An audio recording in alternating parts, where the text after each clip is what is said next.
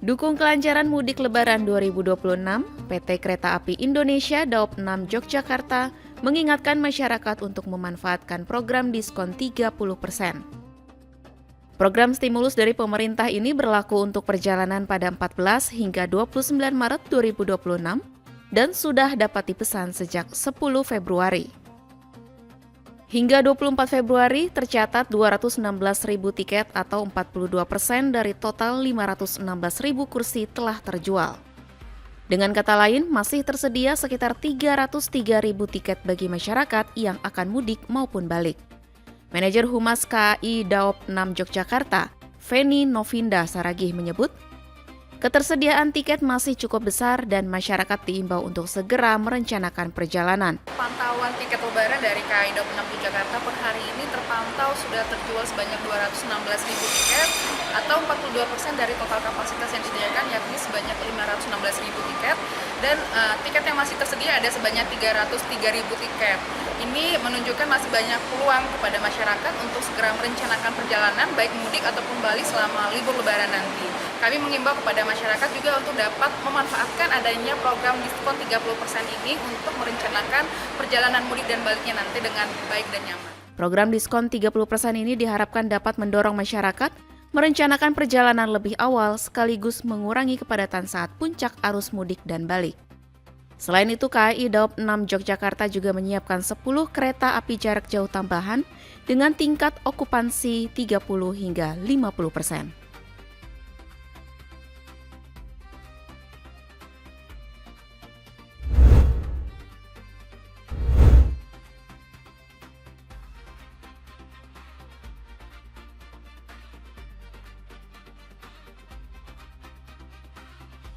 Menteri Perhubungan Dudi Purwagandi memastikan kesiapan infrastruktur menjelang arus mudik Lebaran 2026 dilakukan dengan sebaik-baiknya. Pihaknya pun juga telah meminta agar Kementerian Pekerjaan Umum dapat memperbaiki jalan di jalur Pantura demi menjaga keselamatan para pemudik yang menggunakan sepeda motor. Terlebih baru-baru ini terjadi kecelakaan yang dialami oleh tukang ojek pangkalan di Kabupaten Pandeglang, Banten akibat jalan berlubang.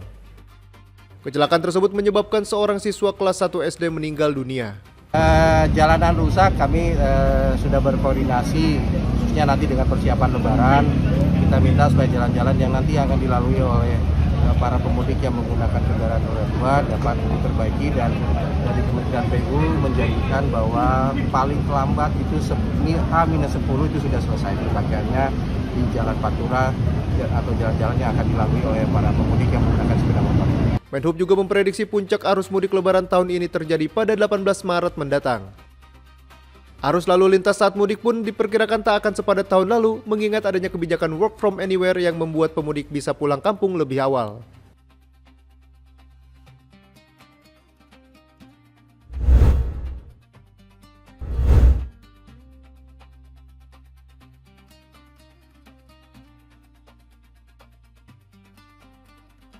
Menteri Agama Nasaruddin Umar mendorong agar pengelolaan zakat di Indonesia disentralisasikan di bawah pemerintah.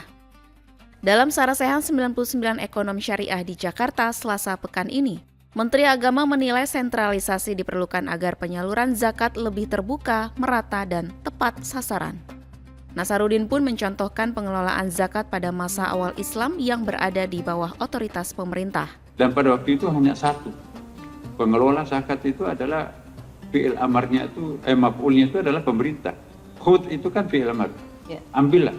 Yang punya otoritas untuk mengambil itu adalah otoritasnya pemerintah. Nah sekarang ini kan terlalu banyak orang penerima zakat, ya kan. Harusnya kalau kita mau lebih berdaya lagi, zakat itu disentralkan kepada pemerintah. Seperti pada masa Nabi. Pada masa Abu Bakar kan kembali pada waktu itu. Tidak hanya itu, Menteri Agama juga menyoroti Badan Amil Zakat Nasional atau Basnas yang dinilai belum memiliki Dewan Pengawas. Nasaruddin menyebut model pengawasan seperti OJK Syariah dapat menjadi contoh. Pemerintah juga berencana membentuk Lembaga Pengelola Dana Umat atau LPDU untuk mengontrol zakat, wakaf, dan dana keagamaan lainnya.